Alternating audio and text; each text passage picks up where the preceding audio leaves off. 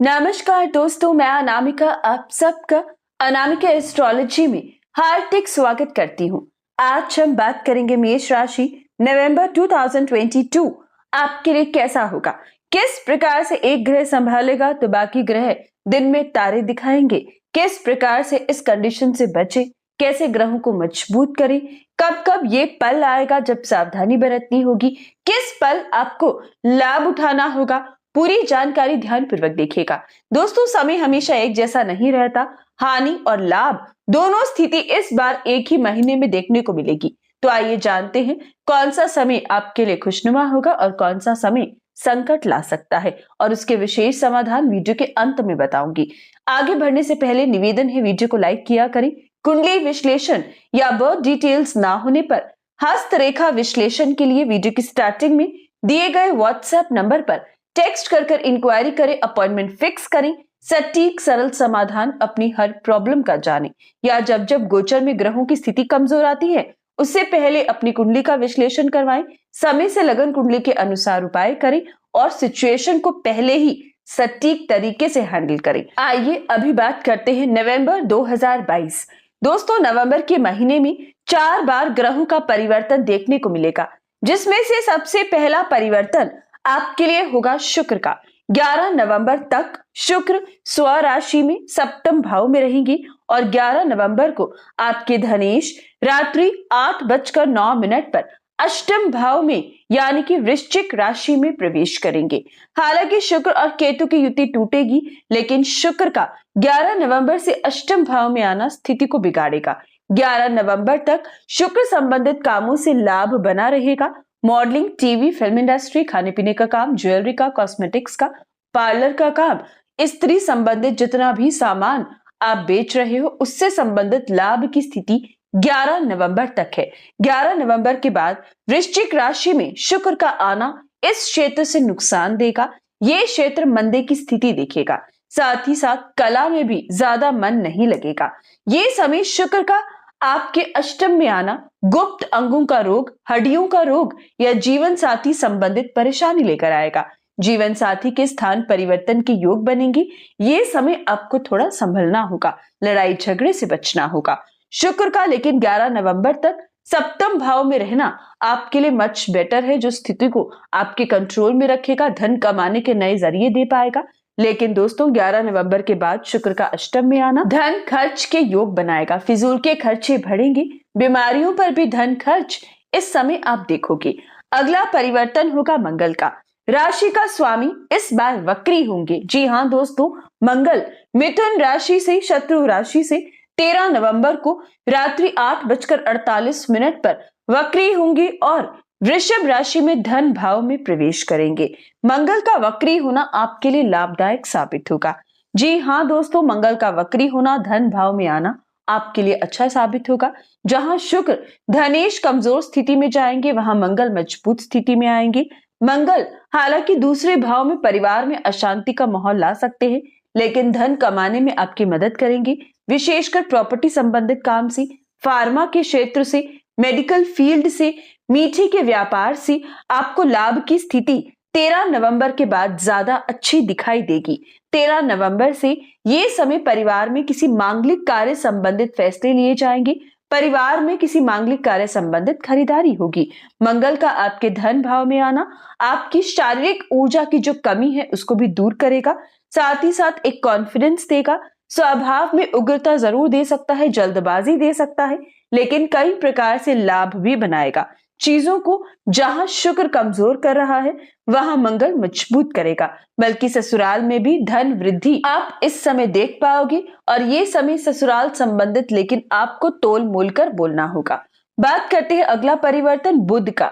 दोस्तों, बुध का राशि परिवर्तन इस बार 13 नवंबर को ही होगा।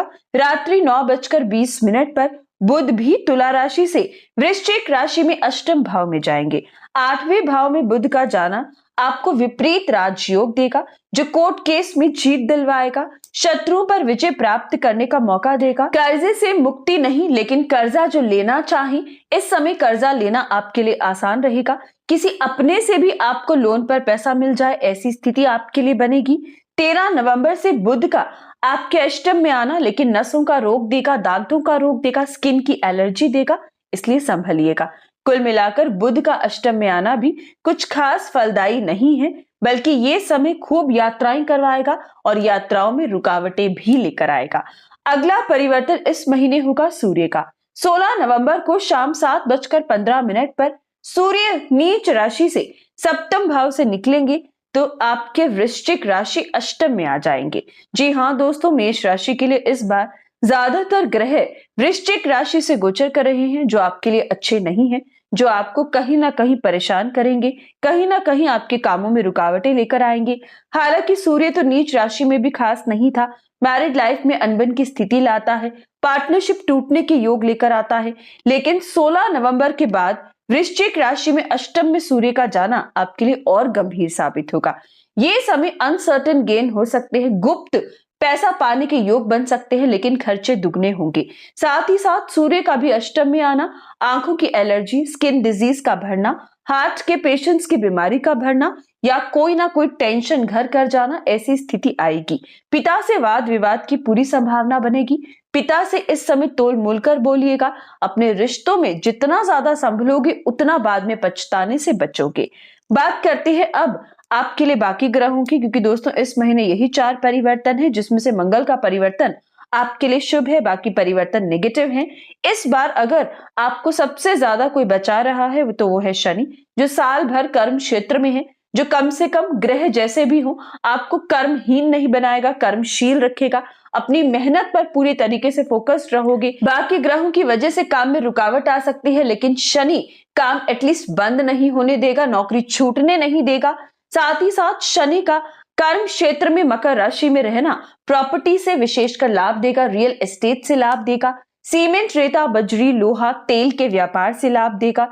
साथ ही साथ शनि का आपके कर्म में रहना विदेशी जमीन से भी आपको लाभ की स्थिति दे रहा है, क्योंकि दोस्तों बृहस्पति भी आपके 12वें भाव में है, जो विदेश यात्रा के योग देते हैं, विदेशी जमीन से धन कमाने के योग देते हैं, विदेश सेटलमेंट के, या फिर विद्यार्थी विशेषकर विदेश में पढ़ाई कर सकते हैं।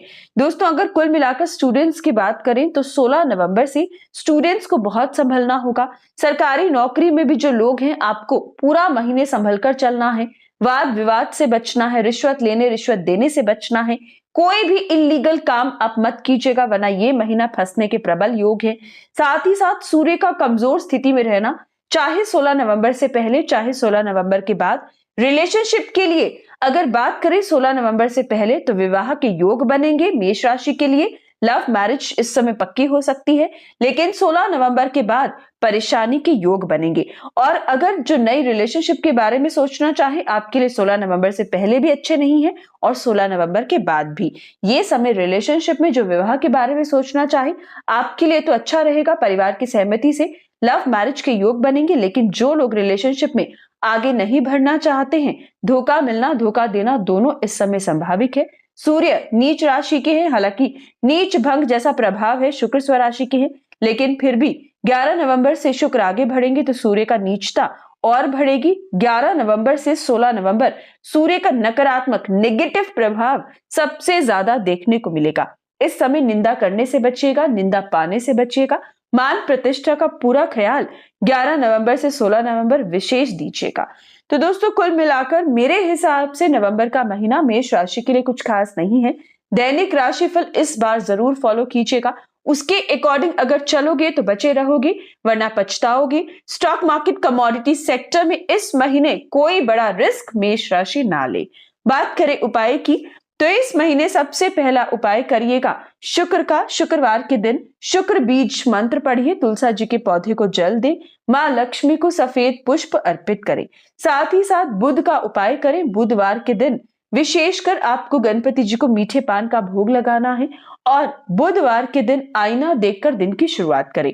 सूर्य का उपाय पूरा महीना करें। आदित्य हृदय स्तोत्र पढ़ें, सुबह उठकर सूर्य देव को जल दें। इस महीने विशेषकर गुड़ का दान किसी साधु को करें और पूरा महीना राहु का उपाय करें। काले कुत्ते में रोटी और पक्षियों में अनाज डालें। तो ये था आपके लिए नवंबर 2022 हर अच्छी बुरी खबर के लिए जय सिया राम जरूर लिखें, लाइक और शेयर करें। धन्यवाद।